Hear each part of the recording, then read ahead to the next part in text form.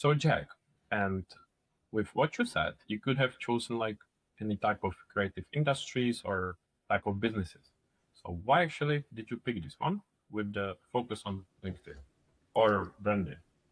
Yeah, I think my history has always been about communicating, about helping others to communicate better. So graphic design has always been a big part of that. And a natural extension to communication is writing online. It's evolving your branding and your messaging, and it's a more focused way of doing things. You can't nowadays just post something.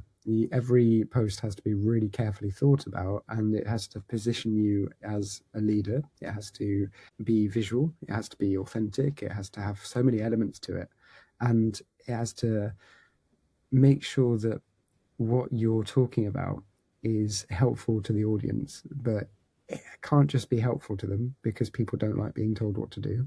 It has to help them in a way that it tells a story, it creates an emotional connection, and then it provides that value through storytelling, and then they connect and they understand and they buy from you. And there's a whole art and a science to it. And a lot of the crossover is in design. So there's so much art and science to design and like visuals and user experience. I evolved from being a junior designer to an app designer to a user experience designer, understanding the psychology behind even like why a simple color change on a button can increase conversions, that kind of thing. But why LinkedIn specifically? I think it's an underlooked platform. Most people are on Instagram and TikTok, and Facebook's pretty much dead, so there's no point going there. See all these we see all these businesses make transactions through LinkedIn.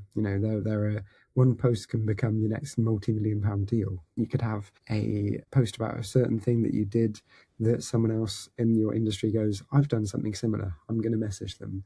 That conversation could become a new partnership. You could found a company together. It's a wonderful networking tool that is it's kind of unlike anything else because everything else feels a lot more superficial. Instagram is very like, I don't know, it feels really transactional, lots of people taking pictures of themselves and it's very look at me. Whereas like LinkedIn is a business networking platform. It's not social media.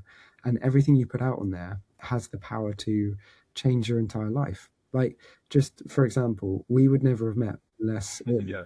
through LinkedIn because I did a bunch of stuff. You saw it, and I think we got in touch. I might message you or you message me, but somehow this conversation happened. Now we're doing a podcast, and that can be the same for creating a company, signing your next like £1 million payday. It's a really exciting place to be to have that opportunity, and I want to help people to achieve that. Ultimately, I want to help my own team to achieve that and to grow as a team and that we all benefit from it. But I also want to, the whole point is that I want to help businesses to become better on LinkedIn because I see so many people being rubbish at it and I know that I can help.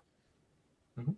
Yeah, that makes sense, and I agree. Whether it's with the platforms, like for example, on Instagram, I think people usually share the polished side of things when everything looks beautiful, positive life and everything. But you know what's the whole picture behind it? And I agree with LinkedIn and the power of LinkedIn. I know it's kind of obvious that it's a networking platform, but yes, it's a networking platform, so take advantage of it because you can connect literally with anyone. And I think what's powerful or great is that you can post and it can reach people beyond your network, and you never know who it might reach. So there is like a really big potential. Yeah, it's true. It could be, the possibilities are endless.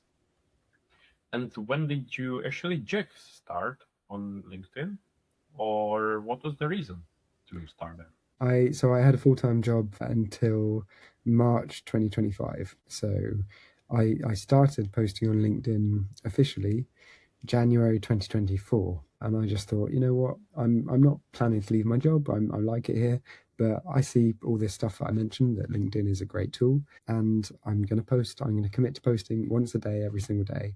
And for the first 6 months, I was terrible. I was crap. I didn't, I burst open a bottle of champagne if I got 5 likes on a post. That it was rubbish. And And so do you remember what you were posting about? Uh, loads of random stuff. Like, because I love design, I would post, "Hey, I'll do your website for like an entire website for £1,000," and people were like, "Well, that's." Some people were thinking, "Whoa, that's way too much," and most people were going, "Hang on, that's way too low." Like, Yeah. because £1,000, there's so much work that goes into a website as well. But yeah, and I've worked on company accounts where the companies have charged like £200,000 for a website, and that's actually still okay. The value they get is actually pretty good. But I was posting all kinds of stuff about design, about what I like, not necessarily something personal like what I had for dinner because it's a business platform, but like a lesson I learned from something simple I did last week, and again, it wasn't wrapped in value, it wasn't telling a story, it was just, here's something I learned, blah, blah, blah. And then you hit post and nobody cares. So you have to have the right structure. There's like 50 different elements that go into a LinkedIn post. And maybe I should write a guide on this and publish it. I might do that. But all the different elements that go into a successful post. And I didn't know what they were. So I spent 6 months doing my job, 9 to 5, and waking up in the morning at 7, doing a bit of research, having breakfast, going off to work, 9 to 5 working in a company. And then in the evenings, 5 until 9 p.m. at night, I would be working again on understanding LinkedIn, posting stuff, trying to get this right. And all because I committed to myself. All I've got to do is post every single day. That's it.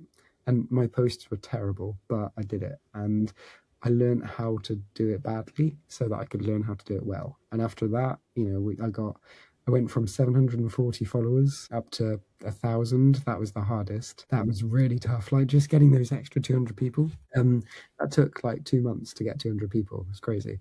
But as soon as I started gaining traction, then it went up to like 5,000, 10,000. Now we're at 58,000, something like that. It's really gratifying to see, all this stuff that we do, it actually works and it pays off. And I've actually managed to build a business out of it. So when March came last year, I couldn't do both anymore. I had to leave my job and do Story Told full time.